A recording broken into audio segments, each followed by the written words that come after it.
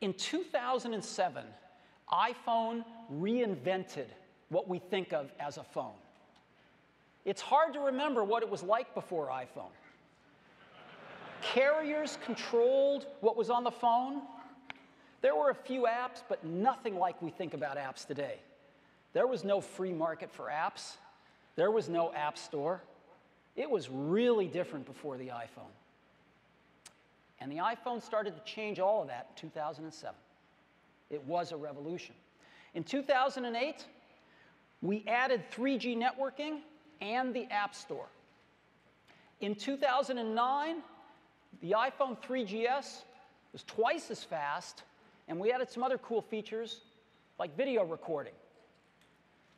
For 2010, we're going to take the biggest leap since the original iPhone. And so today, we're introducing iPhone 4, the 4th generation iPhone. Now, this is really hot.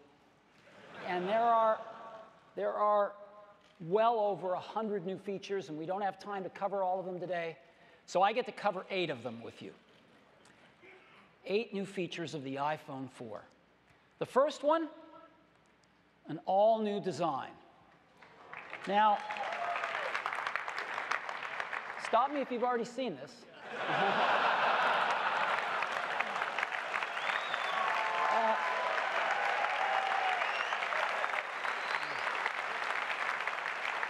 Believe me, you ain't seen it. You've got to see this thing in person. It is one of the most beautiful designs you've ever seen. This is, beyond a doubt, the most precise thing, one of the most beautiful things we've ever made. Glass on the front and the rear, and stainless steel running around, and the precision of which this is made is beyond any consumer product we've ever seen. Its closest kin is like a beautiful old Leica camera. It's unheard of in consumer products today. Just gorgeous. And it's really thin. This is the new iPhone 4.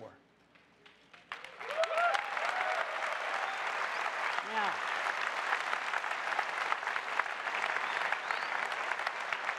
it is just 9.3 millimeters thick. That is 24% thinner than the iPhone GS. Again, a quarter thinner in something you didn't think could get any thinner. As a matter of fact, it is the thinnest smartphone on the planet. So let me point out a few of the things, a few of the external things on it. Here are the volume controls: volume up, volume down, and mute. On the front, we have a front-facing camera. We have the receiver. We have the home button. We have the micro SIM tray. We have a camera and an LED flash on the back. If we look at the bottom, we've got the microphone, the 30-pin connector, and the speaker. And if we look on the top, we've got the headset jack. We've got a second mic for noise cancellation, and the sleep-wake button. Now, because there have been a few photos of this around, people have asked, what's this? Some have even said, this doesn't seem like Apple. What are these lines in this beautiful stainless steel band? Well, it turns out there's not just one of them, there's 3 of them. And they are part of the entire structure of this phone. That stainless steel band that runs around is the primary structural element of the phone.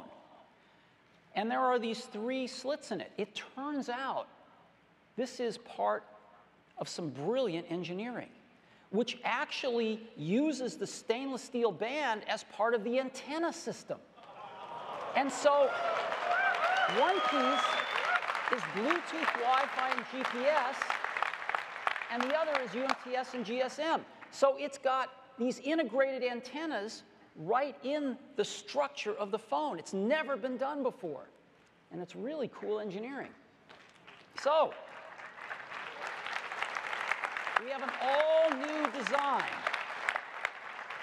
It's the thinnest smartphone ever.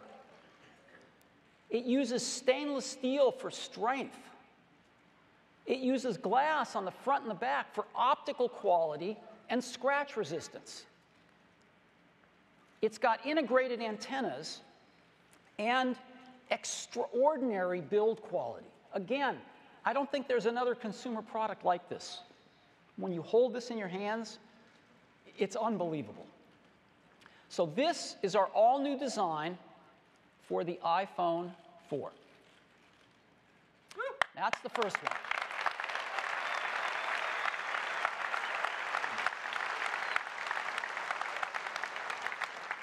Second one, this is a biggie. Something we call the Retina display. What's that? Well, in any display, there are pixels. Here's 4 of them. We start off with the Retina display by dramatically increasing the pixel density. 4 times as many pixels in the same amount of space. Now, why is that important? Well, let's make more pixels. And let's say we want to draw the letter A. And this is the outside boundary of one of the strokes of a letter, the letter A. Well, as you can see, we turn on pixels inside that stroke. We can get far more precision the more pixels we have. And we play all sorts of tricks by putting different levels of gray pixels on that line as well to try to fuzz it for our eye. But when we zoom out of this, what you can see is that because we have 4 times as many pixels, we get really, really sharp text compared to what we normally get on displays of lesser resolution. Now, the Retina display has 326 pixels per inch.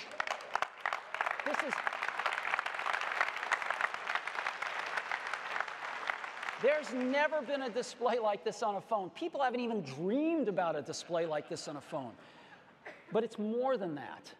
It turns out that there's a magic number right around 300 pixels per inch that when you hold something around 10 or 12 inches away from your eyes is the limit of the human retina to differentiate the pixels. And so they're so close together when you get at this 300 pixels per inch threshold that all of a sudden things start to look like continuous curves. Like text looks like you've seen it in a fine printed book, unlike you've ever seen on an electronic display before. And at 326 pixels per inch, we are comfortably over that limit, and it's extraordinary. So let me give you an example of a normal display on the left and the Retina display on the right. Look at the difference. Can you see it? Here's some more text of different sizes and different weights. And you can really, really see this stuff.